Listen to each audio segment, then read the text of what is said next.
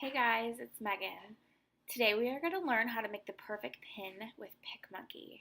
Now PicMonkey is the program that I use to create all my pins because they're very, very long, which is going to make your pin stand out. And there's a ton of different options to create a really awesome pin. They also have really great photo editing software.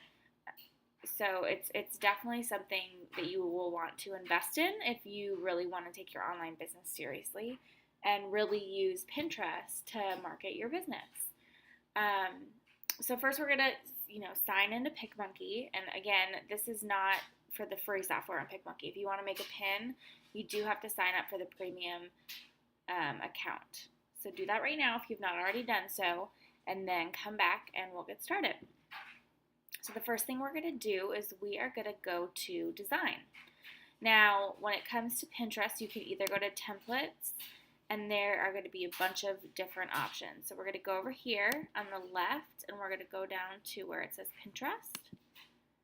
Okay, now as you can see, it already has a bunch of different pre-made, layouts for you. So if you like the way one of these looks, you can click it. It's going to show you a preview, and then you can add, your own elements to it or edit it to look the way that you want to make it look, and just by clicking customize. But we're not going to do that today. Today we're going to try with a blank canvas.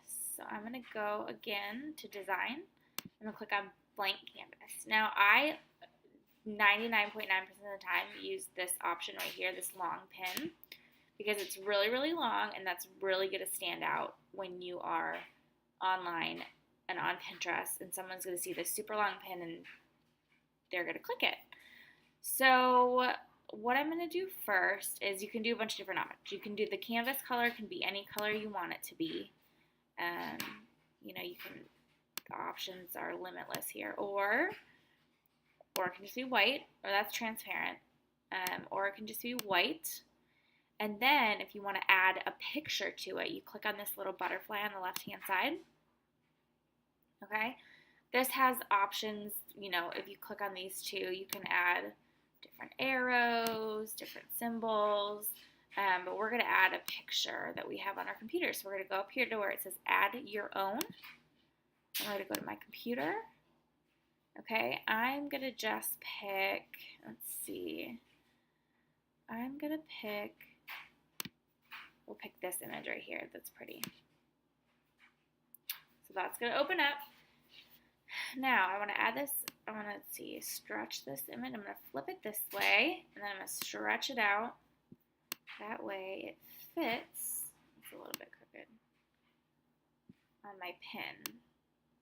So I'm stretching out my image. Okay.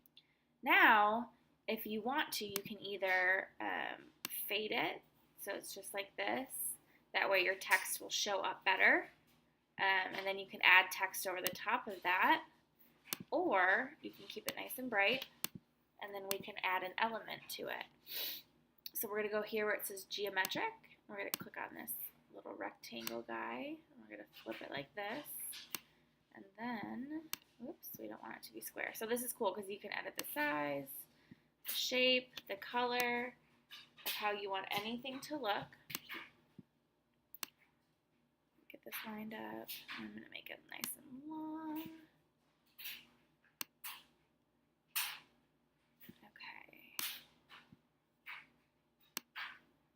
I'm going to get that straight. Alright. So I have that there. Now I can leave it black, and I can do, white text if I want to. I can make it a little transparent. If I click on fade, you can see it like this. So, let's leave it black. That looks kind of cool.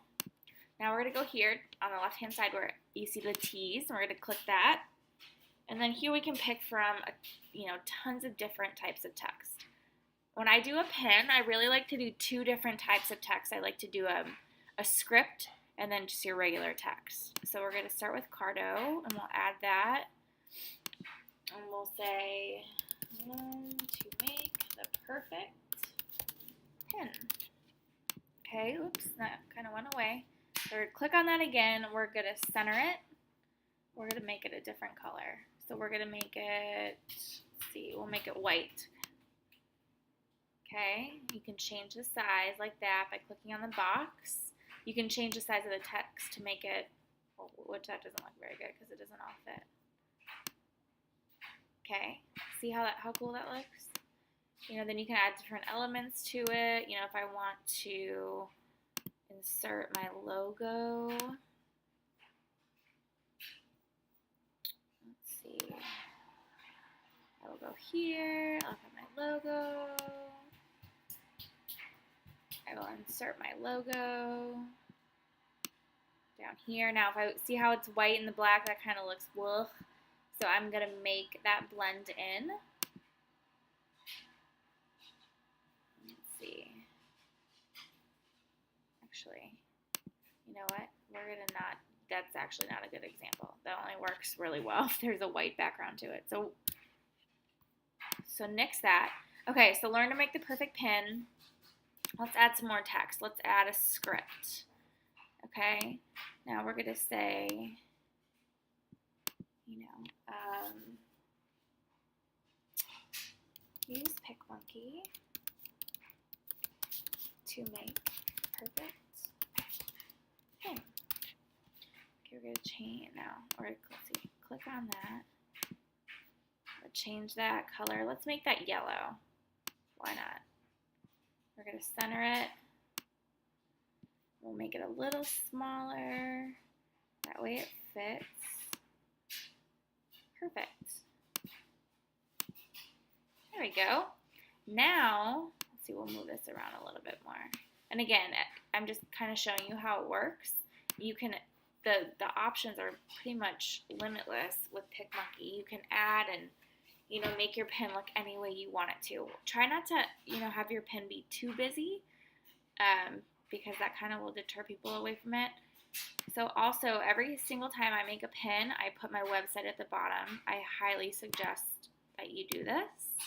That way people will remember where it came from and nobody can rip off your stuff. So I'm going to add my website.